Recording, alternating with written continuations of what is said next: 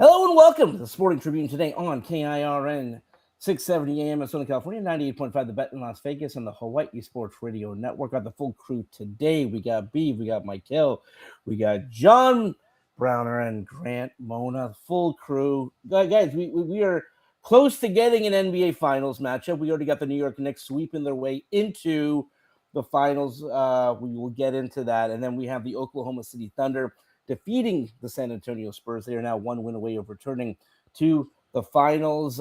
First of all, it's been a minute. I was in Indianapolis, went to the Indy 500 for the first time ever. One of those kind of like a lifetime, like once in a lifetime kind of things that I wanted to do. So that was fun, but good to be back with you guys. I'll go around the room. Grant, how are you doing, my friend? Doing well. The Clippers won the James Harden trade. I think that's evident. It's really good to see the Angels on the bottom, on the wire at the bottom. The Angels beat the Tigers. The Angels and the Tigers, Mykell, now have the same record. A team in the Tigers that went to the playoffs last year. That has to feel good if you're an Angels fan. I'm no longer going to be – I'm going to be arrogant about the Dodgers from here on out, Arash. And it's just really good to – have all these guys back on here. It's good to have the crew back. We had a blast last week, and I'm sure it'll continue this week. So I hope everyone had a great Memorial Day weekend, but now it's time to get back into some combos here. That's right. John, how are you doing, my friend? I'm alive, brother. I'm above ground, so I'm optimistic. And Beav and Mykell, how are you guys? Hey, I saw number 15 on the field today. That's Patrick Mahomes. Yeah. So I'm very excited. That means football is on its way. So I'm feeling great. I'm doing good. 28 days to the draft, so I can see what the Clippers going to do to make my dreams come true. Or I'm going to go ahead and start that pick sign outside into it saying this is not it. Yeah, before we get to the Western Conference Finals, because I have really thought for the majority of the season that whoever comes out of the West, it's going to be a sweep or it's going to be a gentleman's sweep. I mean, the Thunder and Spurs, in my view, have been far and away kind of like the top two teams in the league, and then there's a big gap. And in fact, when you look at the standings, when you look at the teams that finished in the top two in the East, in fact, the Celtics and the Detroit Pistons, I mean, they are no longer here. What the Knicks have done, again, the Knicks started off the postseason down 2-1 to Atlanta. They have not lost since then. They have won 11 straight games. A lot of those games have been blowouts, guys. I mean, they've won by 20, 30, 40 points.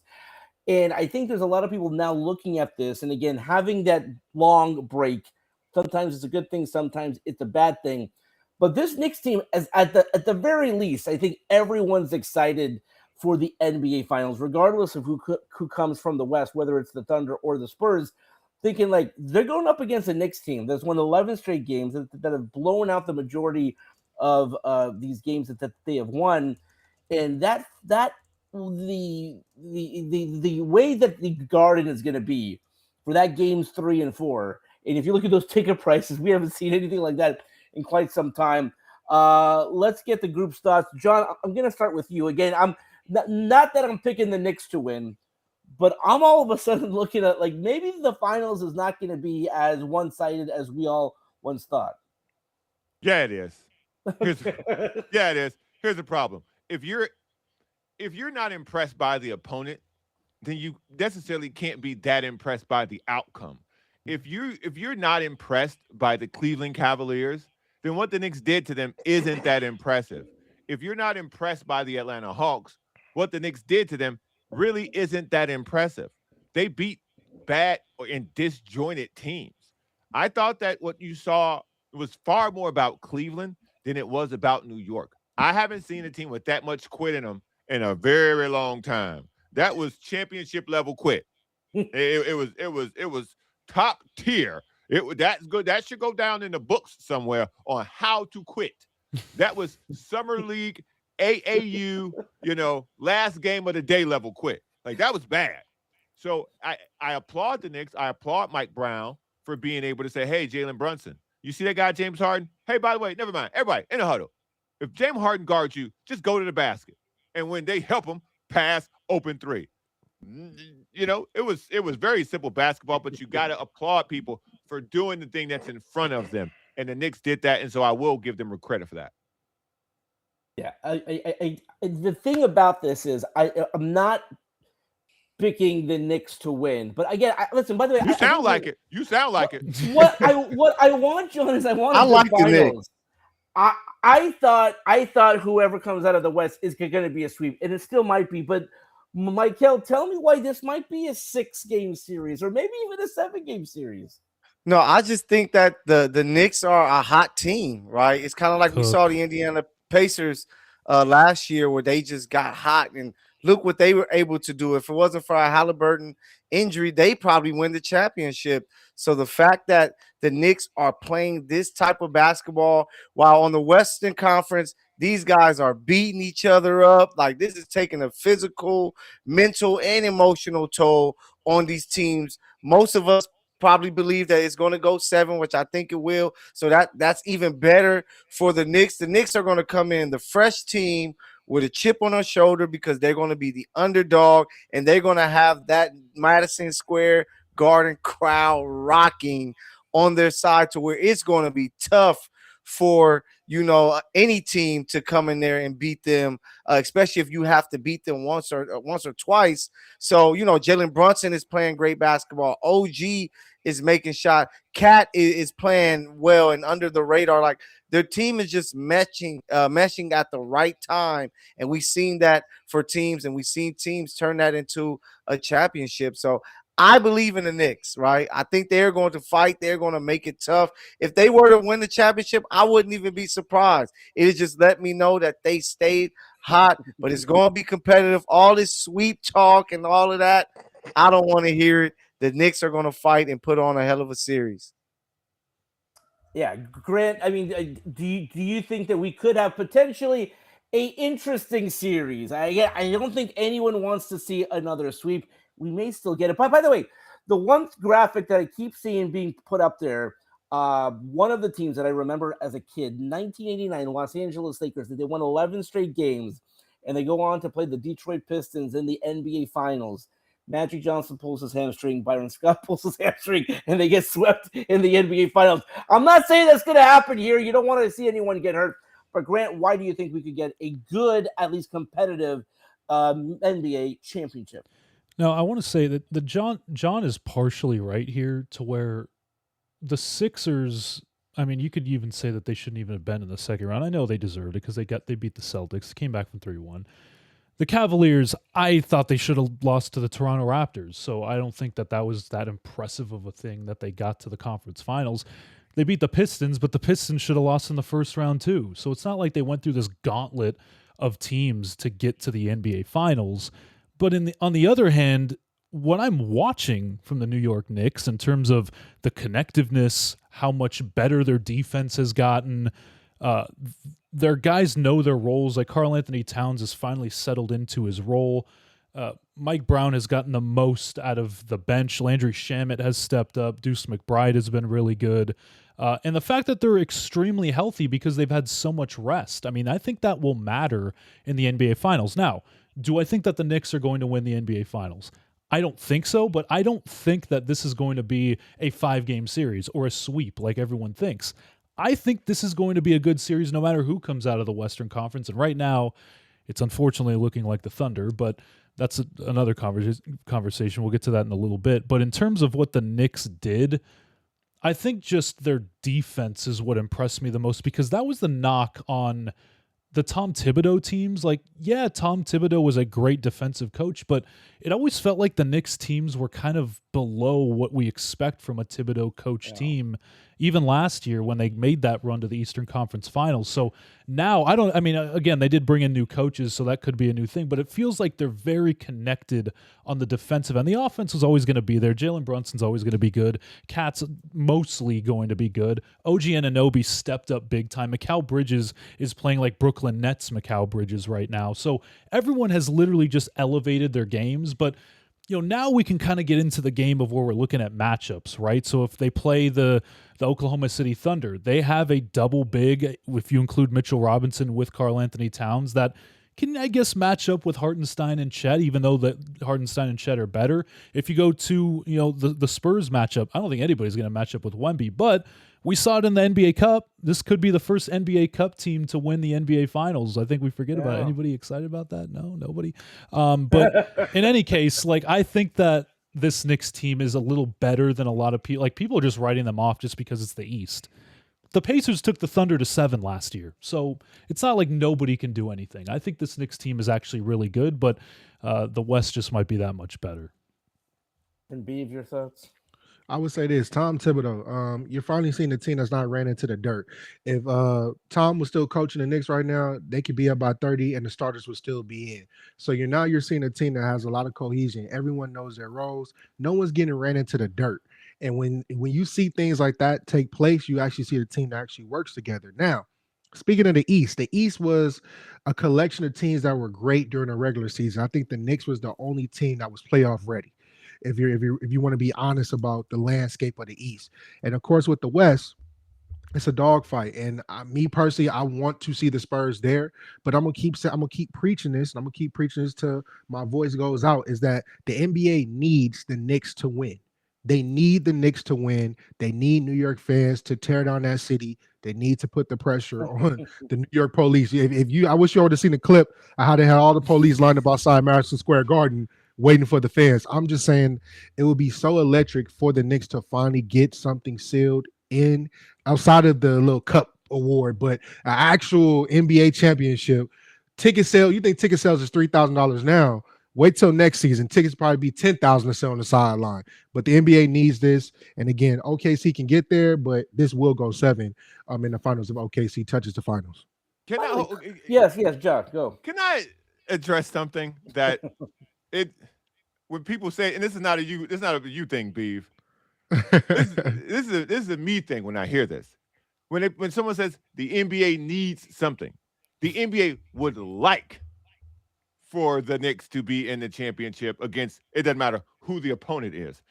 They don't need it because Oklahoma City may be the back-to-back champions.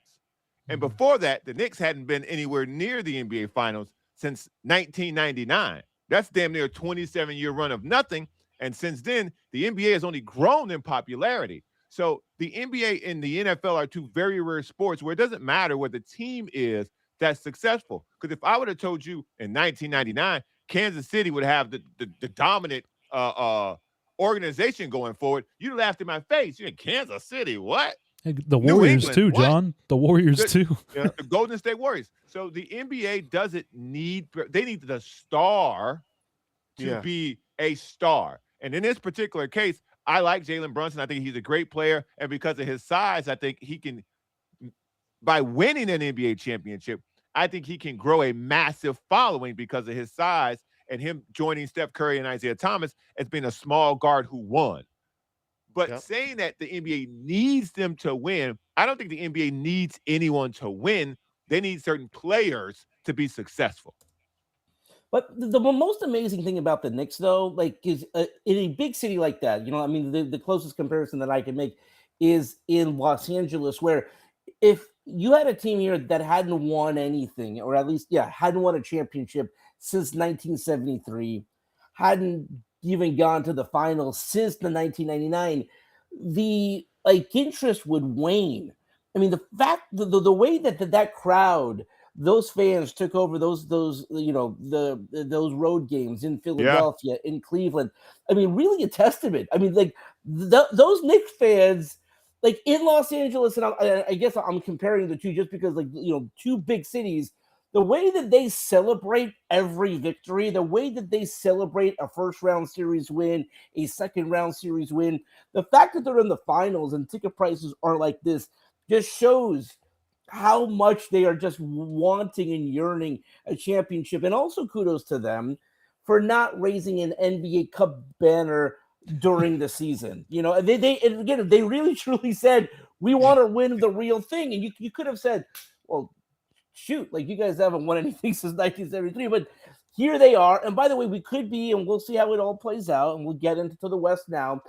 We could be seeing a rematch again, for all the knock about the NBA Cup.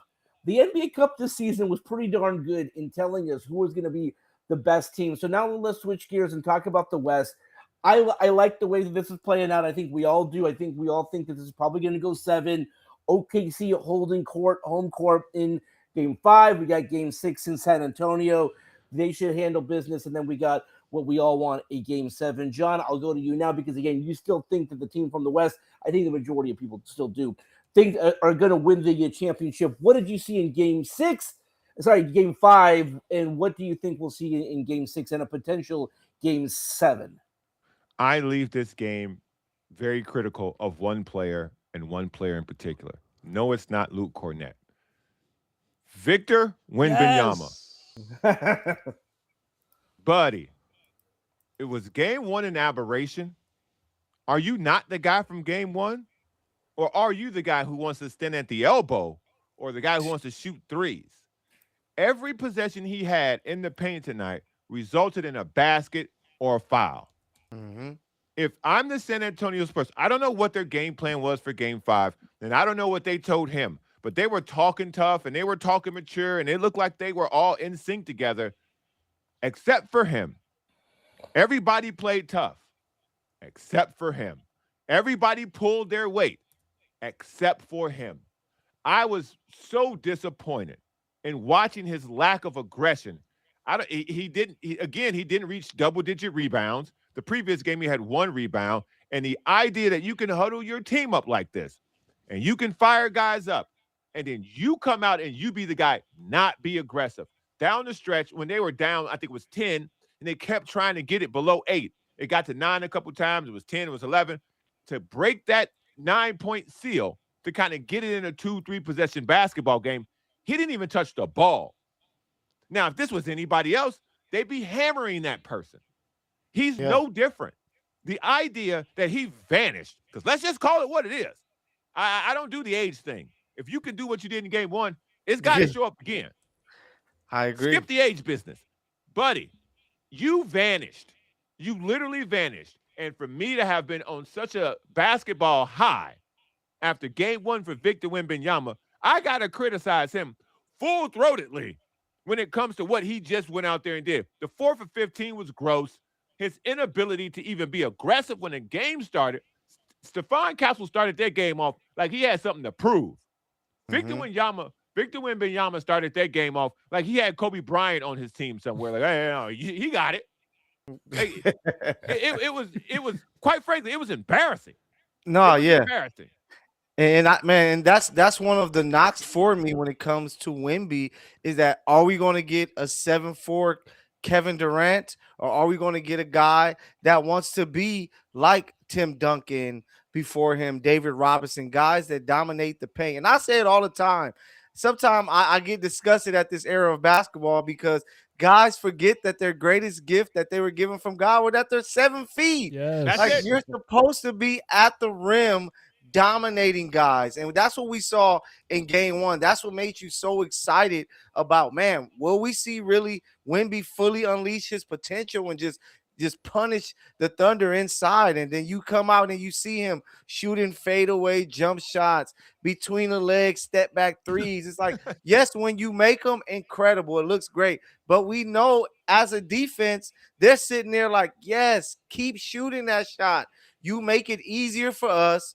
You keep us out of foul trouble to where now we can kind of play a little more aggressive late in quarters because you're not going to be in the bonus. Like Wemby has to feel all of the pressure after today's game because he let his guys down. If this team is going to beat the Thunder coming in, we said he has to be special, right? And we saw that in some of their wins. But these last 2 games, especially this loss here, it was just very embarrassing. You would have thought he just was a small forward out there, right? So you want to see him inside the paint, and I hope that coach talks to him and say, hey, we need you inside if we really going to win. And that's the only way that they're going to win this series, if Wemby can dominate inside. I would say as soon as they get back to San Antonio, Victor needs to practice a post move. And what I mean by that, he needs to discover either the Tim Duncan bank shot or he needs to discover the Dirk Nowitzki fadeaway jump shot from the post. Those two jump shots, I would be acceptable. And the only reason I say the fade works because he's so big and has a high arch is literally just throwing a floater up in the air and scoring the basket if he fades back. But Victor has to get aggressive, right? It's too many inconsistency games in which he shows the aggression, and that's the Victor I like to see. And then he reframes it back the next game in which he goes back into this mode where he's like, hey, I'm just going to be out here doing my thing. The rest of y'all be aggressive for me. You can't do that. And you can say this is boiling down to an inexperienced player in the playoffs, right? Not understanding the nature of the playoffs in which, yeah, we have 7 games or yeah, we have 4 games, but I have to be aggressive night in and night out. I don't know if they need to pull up highlight tapes of Shaquille O'Neal when he was on the Lakers. He used to dominate the post, how Tim Duncan used to dominate the post, David Robinson, all these other folks. I would say even Charles Barkley, how he used to be ferocious down there in the post. You have to get down there and exercise that height, your strength. Chet is not stronger than you. Every time Chet sees you, he's seeing a ghost in the mirror. Make him feel it every single game. Let me real quick, let me pose a question to everybody here. Is this on the coaching staff for not saying to him, hey, remember the overtime in game 1? You know when you took over, you did that in the paint. What's with the elbow jump shots? What's with the bailout threes? My question to the panel is, do you believe that this is a lack of coaching influence and Mitch Johnson not having the experience as well? Because Greg Popovich wouldn't go for this. And so they have experience on their bench, but from a head coaching perspective, is this something where they're now lacking in that field? Yes. The one thing that I would add, and I would love to hear Grant's thoughts on this, whenever the Spurs have had a big moment in the postseason, and I don't want to diminish Mitch Johnson's role, something comes out that like Pop talked to the team, or like Pop was at practice, or Pop, and it's like, which is great, by the way. Again, I mean, he's been so impactful post-stroke, where obviously he can't be the day-to-day coach.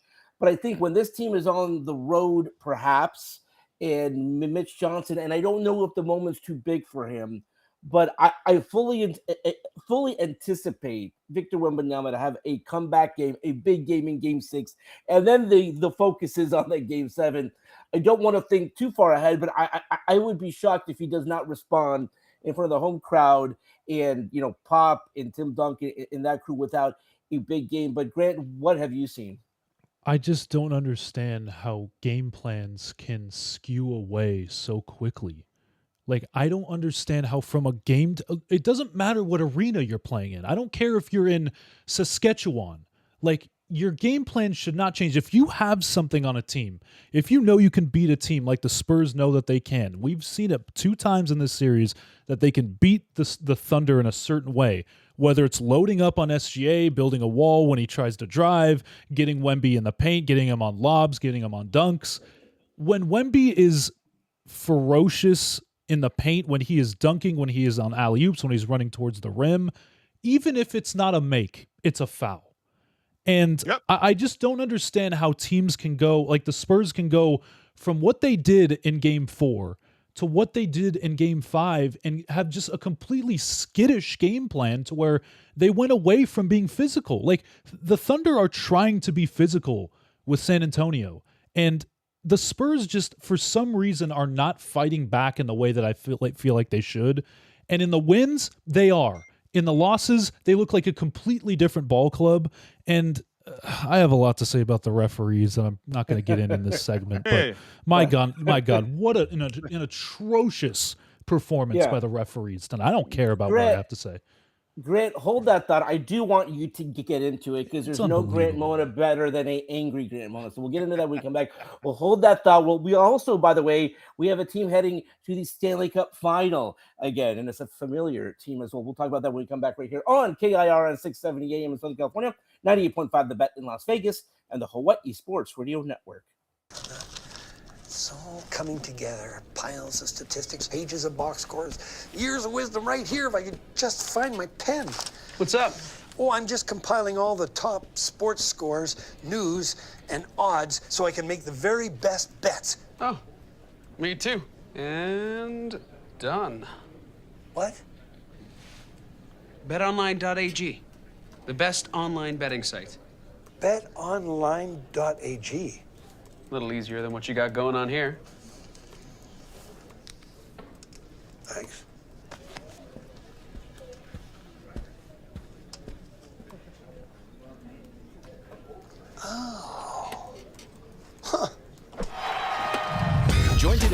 Use promo code BETNOW to receive your 50% welcome bonus at betonline.ag.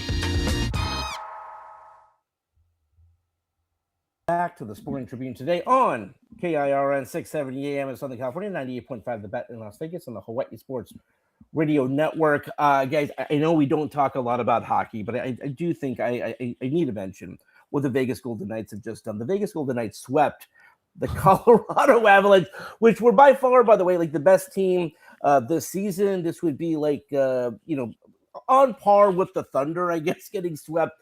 I mean, those in Los Angeles, if they watched them play the Kings, it was a very one-sided series as they swept aside the Kings. I mean, they were the best team in the league this season. And Vegas, by the way, because, you have like these games that go into overtime. Vegas lost more than they won this season in terms of they changed coaches with 8 games left in the regular season. And the most amazing thing about the fact that they are going to their 3rd cup final in their 9 years of existence, going for their 2nd title, is that this is the 3rd coach that they've had. So with each trip to the finals that they've had a different coach. So while they've built this culture here, it's not tied to a coach. So listen, if anyone has anything to add, I don't want to put you guys on the spot, but as someone who covers Vegas, I mean, this is an incredible run that they're on right now. No, to see them make this run, is incredible and big time. So hopefully it wakes up that Raiders organization to realize, this is how we can be loved in Las Vegas if we get ourselves together. Like, just to see them to make this run that they're on, right? The 3rd Stanley Cup Final. 3rd in 9 seasons. Amazing. Man, 9 seasons, right? The Clippers haven't even met. I ain't even gonna talk about it, but what they're doing, very impressive. Hopefully the Raiders can see, if we get together, we can look like this. The love and support that they get. I don't know if you guys been to Vegas anytime soon, but Vegas, when you go out there, you like, this is truly a Golden Knights town, which is really dope, So hopefully the Raiders can learn from it. But shout out to Vegas, man. I will say this in regards to the Knights. The Knights is, I would say, is a special organization.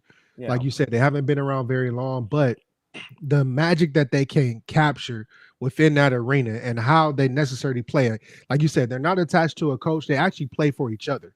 And if you notice when you watch Stone and the other players, they all rally around each other. It's not like saying, hey, this is the starter team. It's actually all hands on deck. And that makes them very scary. Like, they knocked out one of the best teams in NHL, right? And you're looking like, this nice team's not going to do it. And before you look up, they're finna raise another trophy in the air. So shout out to the Las Vegas Knights and keep the Golden Knights and doing your thing. I think that, John, go real quick. Sorry. What you're seeing from the Golden Knights is a testament to management. This is a very young, this organization is in its infancy, and they've already done things that across sports teams have never done. So when people say it's bad luck, or when people say, this didn't break our way, no, you're managed poorly. Because this child of an organization, it's only 9 years old. Right. They can't even go to high school yet. And they've already been to the championship 3 times. And there are organizations out there that haven't been at all. So whatever sport you're in, because each sport is different, because the salary cap in hockey is very difficult to do what they've done. And so there are some sports where you need to spend money, so I don't count that one. But the other sports, there's no excuse for you. As a fan, there's no cover fire for any of these organizations that can't find their way to success. Because if this team can do it with proper management, your team can do it too. I will say this, though. This will be intriguing. I just want to throw this rumor out there. It will be very exciting to see the Golden Knights owner actually turn into the owner of the NBA franchise that's supposed to be there. And seeing if that team can get managed the same way. Now, we've seen how it's going in Portland. That's not looking too good. But out here, I would definitely have high hopes that he can turn the tide within that Vegas expansion team that's going to be out there and see how they look good. I want to see it. I'm excited. That Vegas team. Now, listen, I'm going to accept all the slings and arrows y'all can throw. That Vegas team belongs to LeBron James.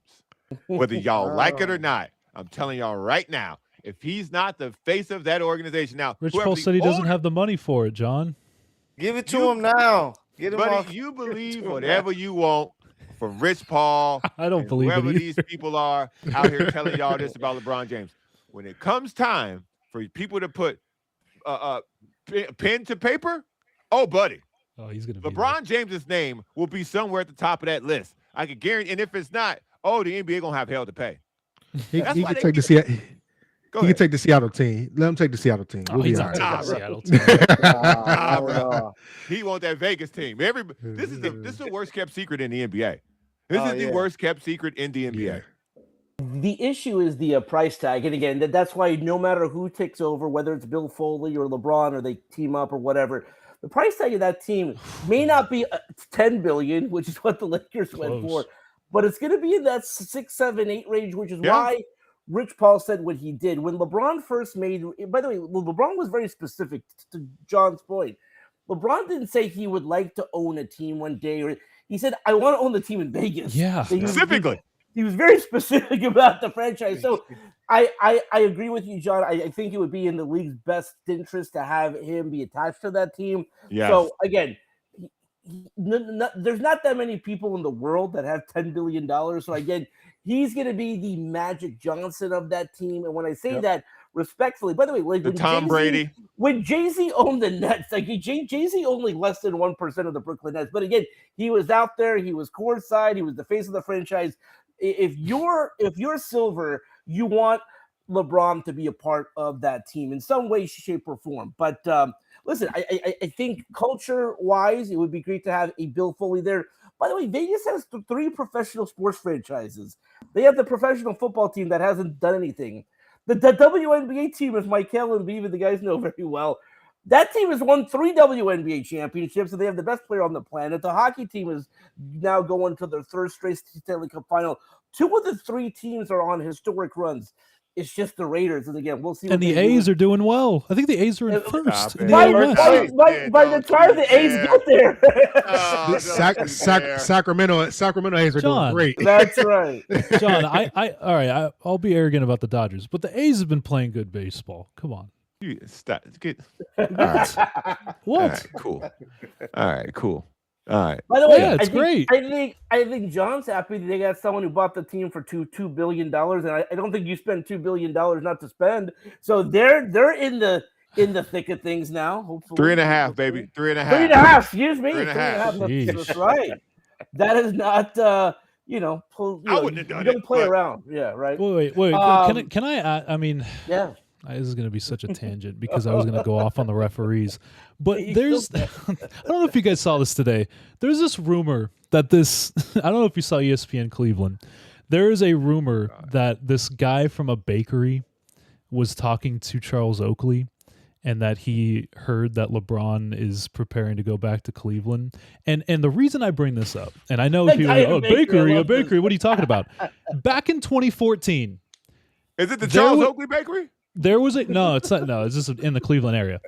There was a rumor in 2014 that there was cupcakes ordered to LeBron's house. There was all pomp and circumstance ordered to LeBron's house before he went to Cleveland. And I'm just thinking, like, it happened back then. There's a bunch of things that led up to him going back to Cleveland. Is that bakery owner onto something, guys? Do we think that LeBron's going back to Cleveland? Now that Cleveland's eliminated, everyone's coming up with these rumors and these theories and trying to track his plane like they did Shohei and what's going on outside his Bath Township home. And I remember 2014. It's kind of starting to feel like that. And I know Mykell's going to be like, get him out of here. Send him home. We don't want him on the Lakers. Hey, I will buy his ticket myself if I have to. But I see, just John's honestly- reaction is exactly how I feel. I honestly don't think he's gonna get away from the Lakers, man. Like the Lakers Get love away. having a marquee guy like LeBron. Unless Luka goes to them and say, "Hey, I'm done with that," then the Lakers are gonna be like, "Man, we gotta let you walk." But if not, I think he's gonna be back in purple and gold, retire here. Get his grandpa chair like Kareem did back in the day, and he's gonna get celebrated. So we'll see. I do have to give John his flowers. I mean, the only really true reporting that we've seen is that LeBron is not going to take a pay cut. He's not going to go on a vet minimum. He's not going to go on a mid level. He's going to go get paid what a top 10, top 15 player So would. Cleveland's out. Exactly. So I think in that case, Cleveland's on the James Harden deal, so that's out. We keep they? forgetting Wow. that's. Cleveland's on that James Harden deal. How did James Harden get to the Cavaliers again? Can somebody walk me through that? So it was a via trade, right? Darius Garland, for James Harden, and at the end of the tunnel was a contract which James Harden now sees a light. Beef, you're telling me that there was a team out there that gave away a 26-year-old point guard that was a 2-time All-Star for James Harden at the trade deadline?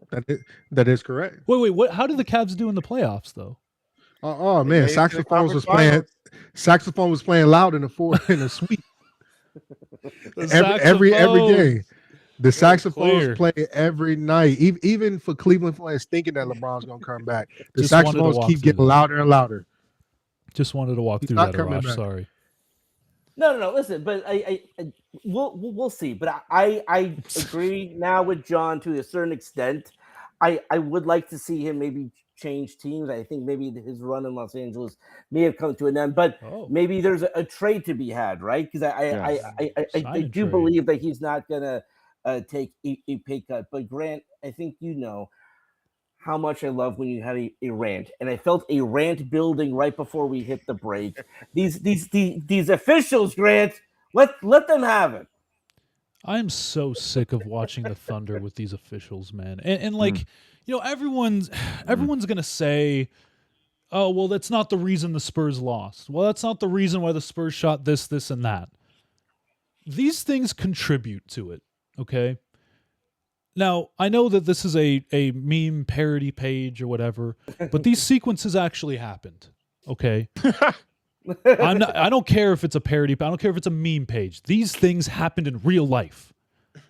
The refs missed a goaltending call, which was blatant, and it seems to always happen when Tony Brothers is on the floor, doesn't it?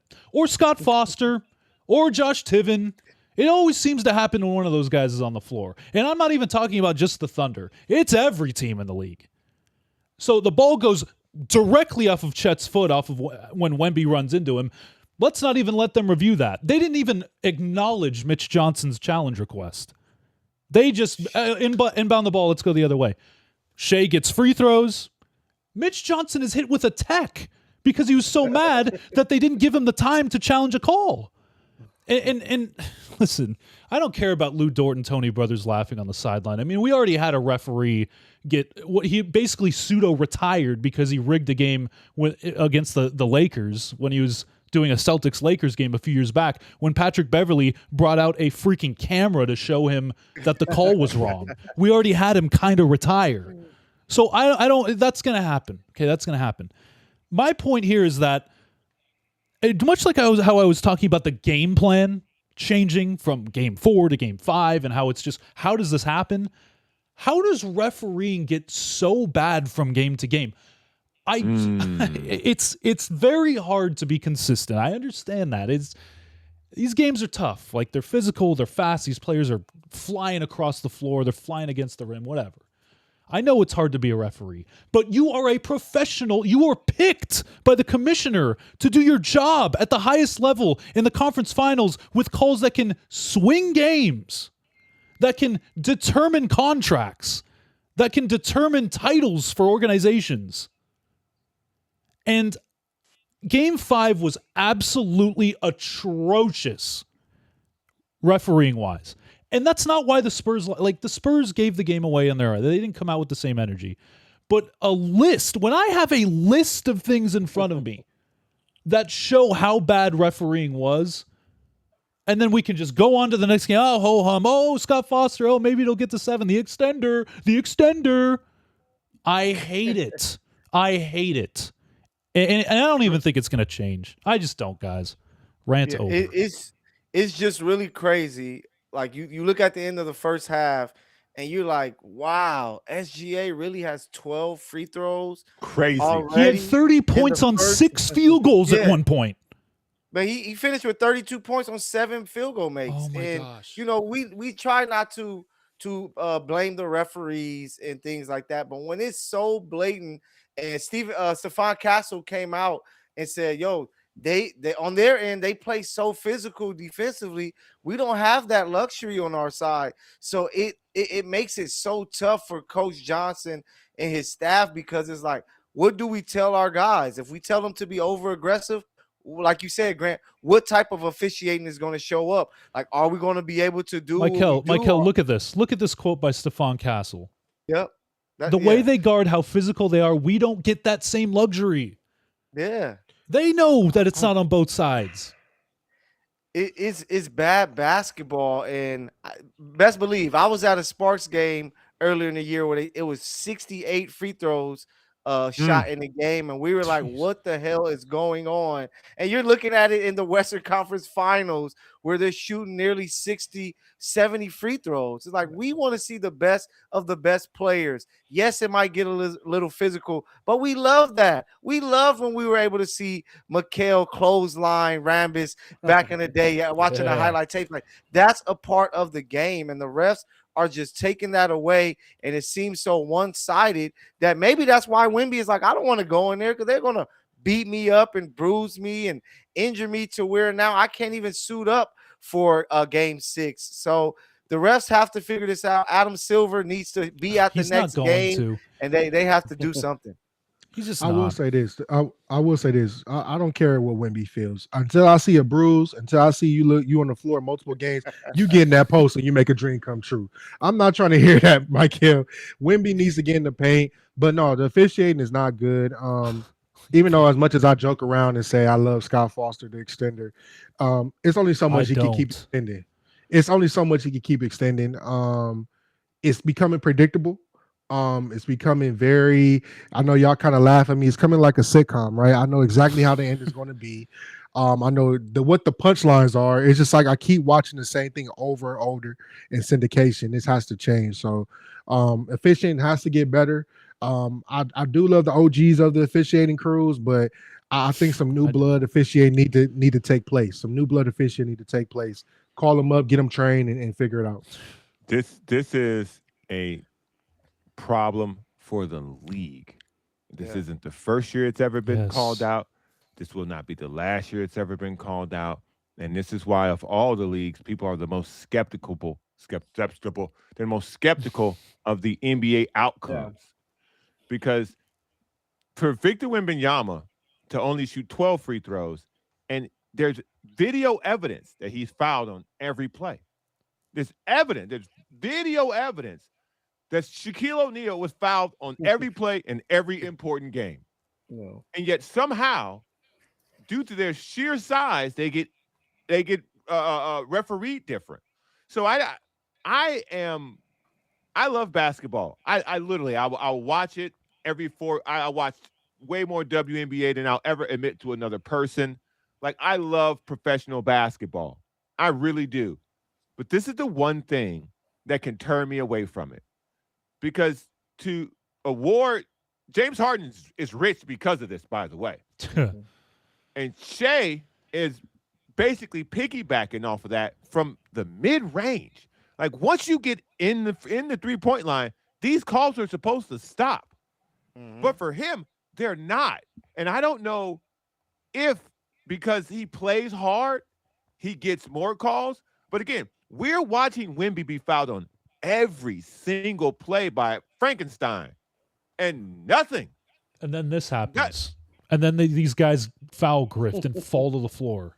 And I don't now in the NBA, if you don't call anything when they fall, they'll stop doing it. Yes. And that's the big thing to me. Just try it. Stop calling. These guys are the 0.0. I've said this for a very long time. These are the 0.001 athletes in the world. Okay? They can change their ways of playing if you structure the rules to stop calling that. They can stop like that. They can stop too if they stopped calling it, but they don't. And that's the problem. But by the way, you guys are going to clown me for being old here, but one of the reasons I do not like the Thunder, I discovered Jared McCain's TikTok during this postseason run. And so Hey. when that God. guy is hitting big threes, I'm like, oh my god! And It he's is like amazing. Juju. He's like Juju Smith-Schuster. You like, I do not want to see this guy succeed. And he's At playing all. well though. I gotta He show balled him. out. Yeah, but balled out. McCain He is did. playing some really good Yes. basketball. Arash, you're gonna like this. It's looking like WWE, right? Yeah. When Eddie Guerrero was tricking these refs and doing all these things to get Yeah. away with wins. It was like, come on, man, like be better. But that's part of the show. It You is. don't want to see that in the NBA. So get it together, league. Can I just Man, show you Jared guys this? Yes. Yeah. This is Yes. Shai Gilgeous-Alexander's rookie year with the Clippers. Oh, Now, the good old days. I don't know what happened to I don't know who got into this guy's head, if it was Chris Paul or somebody. But It was. We keep was keep Chris forgetting. he's not That was falling to his the floor at mentor. all. He's not It was foul Chris Paul. grifting. I remember watching this SGA and being like, oh my God. Even 3-4 years ago, when he wasn't on the Clippers. I don't know. I mean, listen, I think I know what happened. They're letting him do it. So Yes. why would you Yeah. stop? This is a league issue. Like this isn't. Yes. John said it. Like it's not the players. If the Yeah. referees ref the game differently, just like with the travels and carries and push-offs man, and all that, don't if the even get me referees do their job better, it would be much more clean basketball. The purists will love it, and it'd be a great game, which will lead to even better regular season. But because they don't, sometimes you can't blame a guy like Shai. He's like, hey, this is working. I want 2 MVPs back-to-back. I might win 2 back-to-back championships. I'm gonna do this. If I can win 10 straight championships, hey, I'm gonna do it until they stop me. So, hey, no blame to SGA. This is By the the only way, thing that yeah. it's the only thing that gave me the root for the Knicks. Thunder in the championship. Thank you. No, yeah, Yeah. right, exactly. It's the only thing that gave me the root for the Knicks. And I mean the only thing. By the way, don't worry. Shai did have that like Kobe like Mamba mentality where whether something happened, but like he was very stoic. Like he was not thrilled with his performance. They're one win away from the finals. Like that mentality, like that is the one thing. And I totally agree with you guys on the officiating. Like that mentality. I like not celebrating. Like all of his guys were kind of on the bench and they were having a good time. Not Shai. You buy into that. What? She almost had me curse. You buy into that corniness? I would edit it out. Go ahead. That? I don't mind this time. Hold up. Arash, What you're happened? buying this guy? Yeah. You're I'm wow. out. Arash, how are you buying that, but you're not buying McCain's shebang dance? Like That's too much. I don't like the shebang. like dance, so. if you can buy that, you got to Hey. buy the shebang. You got to buy the Opposite shebang day. dance, right? I didn't think I'd see that tonight. That's a walking clip right there.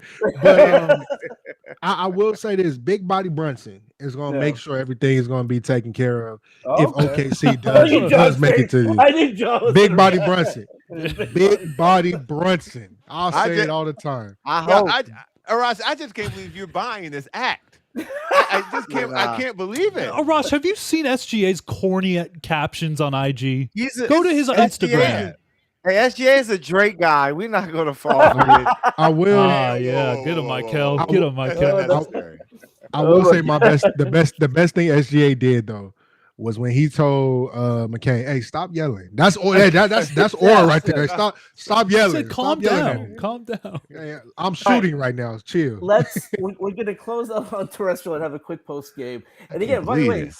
folks, this and we let John curse on the post show. So join us on X, follow us on X.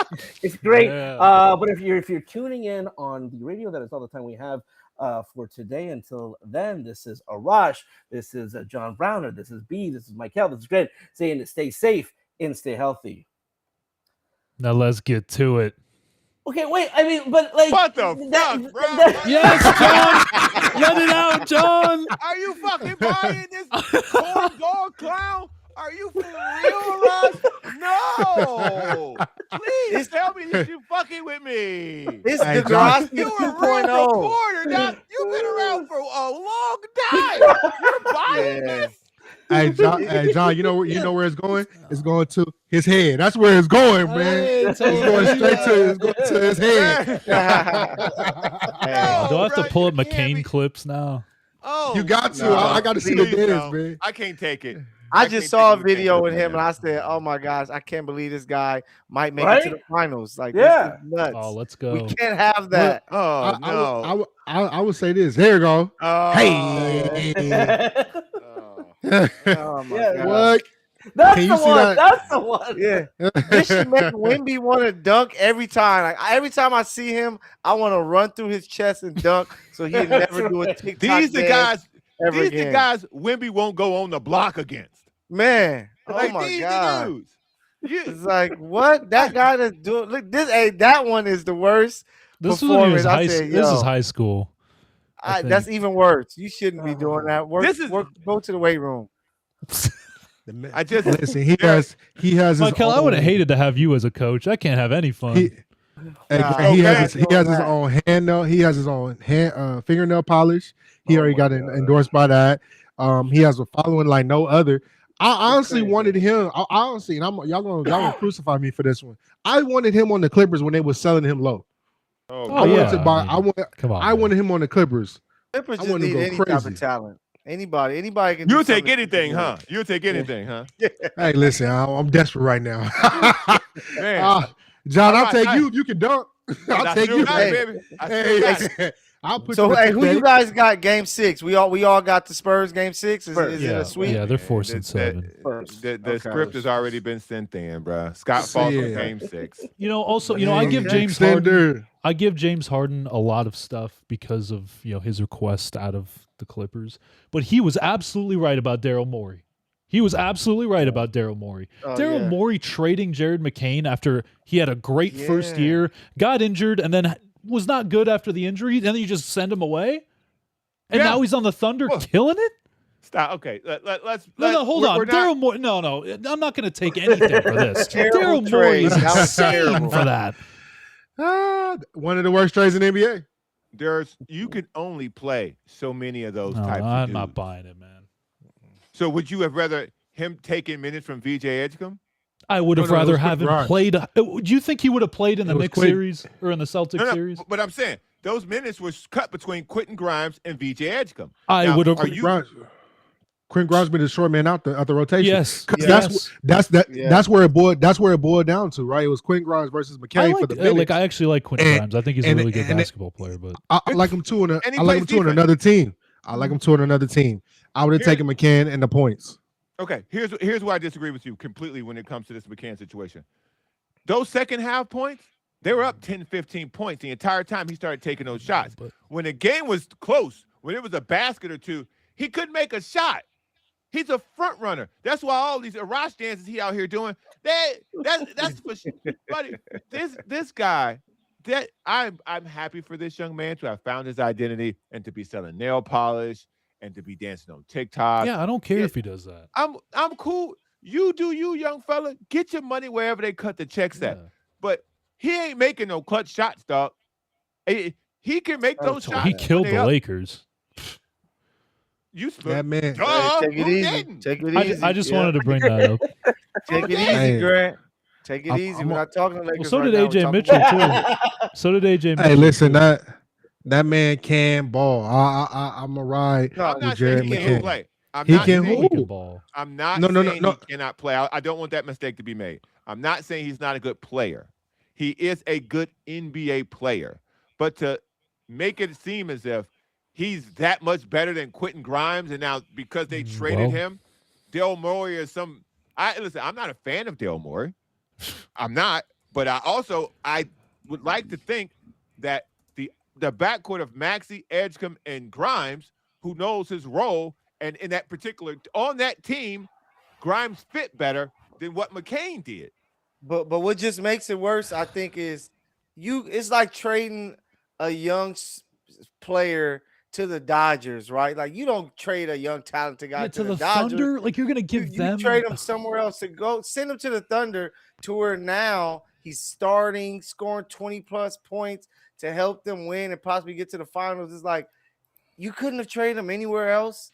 and that's where you kind of get disappointed in Daryl Morey. Especially, they didn't even get back nothing incredible for him. So I feel shame Murray on you, knew he Daryl was- Morey. I feel like Murray knew he was on his way out the door, so he just threw the towel in and called it a day. Because it's no way you trade a young asset like that. I don't care if you do got Quentin Grimes. Quentin Grimes definitely have been a low man on the total pool, or you will use him as trade bait to find other holes within the 76ers, i.e. a better power forward than Joel Embiid that's always hurt. You could have found something down the line or another piece to fit with the 76ers to make it go. But what you got right now, Play more guard. So you telling me Quentin Grimes couldn't have done what Jeremy Kane did tonight? You tell me Quentin Grimes couldn't have done that? He didn't. I'm We not saw it in sure. the playoffs. Yeah. He didn't. no. Oh. No. Yeah. All right. Okay. If he would have did what he had to do, he would have stayed on the Knicks as well. McBride Oh, wouldn't hey, be there. all the dancing we're talking about with McCain, like But Kane would have done what he's supposed to do. He's still on the Sixers. that gives him he- superpowers, man. That dude gets a dancing fever and he goes out and he's knocking down shots. So and he fits that locker room so perfect. True. Like, all them 100% dudes true. all in there. We don't see all the videos, but they probably got a whole team full of dances that's going to be released if they win a championship. So please, New York, do something about this. Man, we need your help. Arash hating on Quentin Grimes is or hating on Jared McCain is what sparked all this. I love it. Look at Hey, man. Hey. Arash is going to be in the next video. Hey, Arash is going to be at the finals. And we're gonna like, wait, who's that walking in the background dancing? It's going to be Arash. Hey, so Got a good Indy 500 finish though. That's right. That's so good. Arash, that Indy 500 finish, I don't even know if anybody else watched this, but that finish to the Indy 500 was absolutely insane.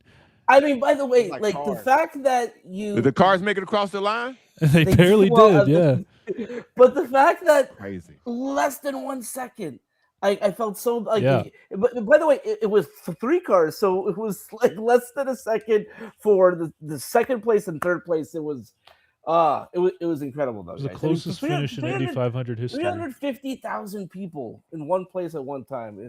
Was it really that many people? Yeah. Oh my God. But it's including like this concert that's Well, in the infield, and it's just nuts. There. Who was It's just- performing? who was performing? The Counting Crows were there. So, Somebody What? we don't know. yeah. Hey, watch God, I'm telling you that. old school. Nobody watching we're the Indy gonna know. 500, watching the Indy 500 just took me back to a scene from Cars. You know when it was like in that last little stretch of the yeah. rest of the Yeah. movie. Yeah. Yeah, And then the first race. that's what it did. The first Yeah. that's what it reminded me of. But I would say this for the Indy Yeah. 500 crew, if they want that audience to Look at this, be bro. out of this world, put Future out there. Put Future as the there artist we that's go. going to be rapping. I guarantee you that Indy 500 would look way different. You think it was 3 cars finishing? It might be 10 cars finishing it with less than a millisecond. So that was a good race, though. That was a good race. Yeah, I want Future there performing. He's supposed to be. The rumor was he's supposed to be doing a World Cup opening. I don't know, but we'll see. What? I think so. Well, What are you gonna do at the World Cup? That's the rumor. That's What on do the you rumor mill. There's 3 Huh? different opening ceremonies. There's one in Canada, there's one in the U.S., and there was one in the Mexico. there one in don't know if Atlanta? Future's there. No, there's one in Atlanta. Dirty spot. There are on the games in side. Atlanta. Yeah. Where is this at? Magic City? Hey. Don't tell Luke Cornett now. Don't tell Luke. Hey, yeah. Oh, Hey, you know what? Hey, Spurs I gotta forgot wrap it about up. that. Yeah, I may Mykell want the cooking. Spurs to lose now. Luke Cornett ruined a great day, man. I So- agree. Yes.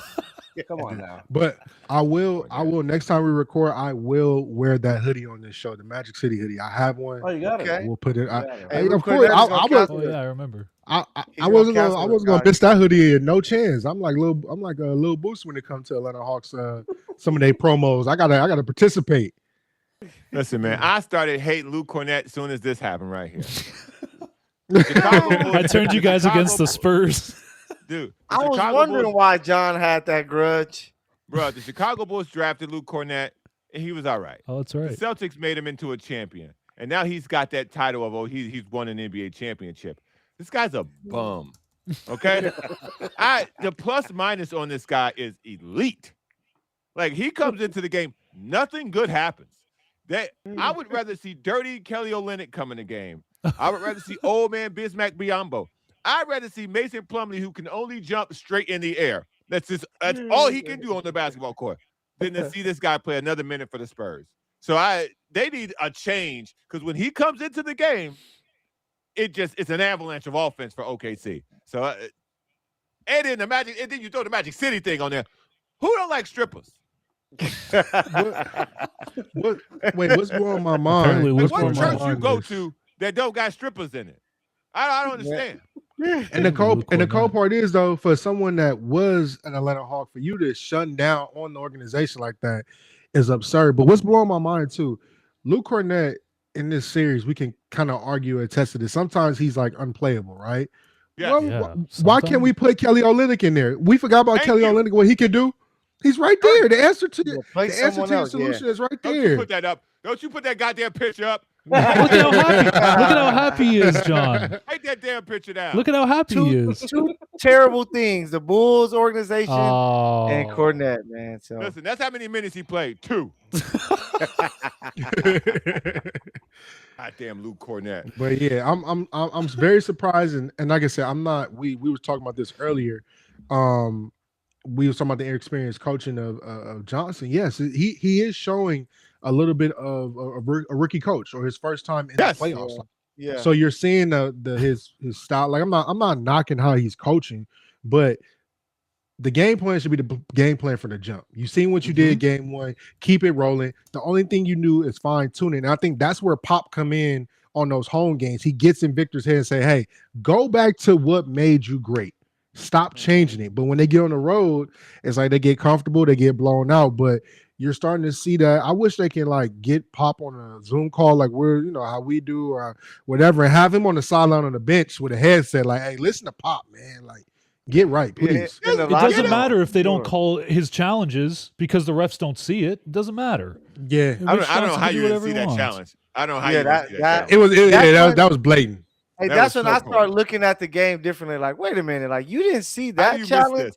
Like, he's right in front of the ref. He's right there. The fix was in, and I said, "All right, man, let's just get ready for game 6 because we already know." It's sad that we've come to that. It's sad. Like, yes, it is. I love basketball. I love the game of basketball. Like John said, I love watching basketball. I will watch Hornets Pelicans on a Wednesday night. I don't care. I will watch basketball because I love the game of it. And they're ruining my love of the game. They're ruining my love of basketball because when I see SGA do what he does, when I see it's not just the Thunder, like when I see anybody, even Jalen Brunson flops a lot. When I see them do it, and when the refs feed into it, it just makes me lose my love of the game because I'll turn it off and go watch something else. What's going to happen if it's Oklahoma City and New York and they have a flop off? Exactly. Oh man, it's going to be nasty. Hey, Grant, you might need therapy, man. You might be a little obsessed if you're watching the Pelican and Hornets game, bro. I love me some Jeremiah Fears, man. Go do something else. You don't want. You're gonna roll your eyes watching the Pelicans versus the Hornets. Ryan Kalkbrenner. You don't want to see that. Give me some Musa Diabate. Let me close out on this. I knew I had met my future wife when we were in Atlanta, and I said I got to go to Magic City to have this Lou Williams lemon pepper wings, and she joined me for those wings. She joined me for those damn wings. And Lou Williams' jersey is hanging in the rafters of Magic City. Hey, I love it. And that's why Arash has a true real one. Ride with him. She went to Magic City, got the wings, got some ranch with it. Ranch and blue trees. Notebook 2. We tried Notebook 2. I hope y'all ready for it. Notebook 2, our guy Arash. The story starts at Magic City, man. It's gonna be amazing. That's right. It probably and you know if it starts at Magic City, it ends at Magic City with pure happiness. You got 20-piece wings, probably got soda, fries, ranch, everything, and they let you take it to go. You can order on the outside. Probably got some lamb chops too. You can take it to go. No, the best. All right, guys, this was a blast. Let's do it again tomorrow.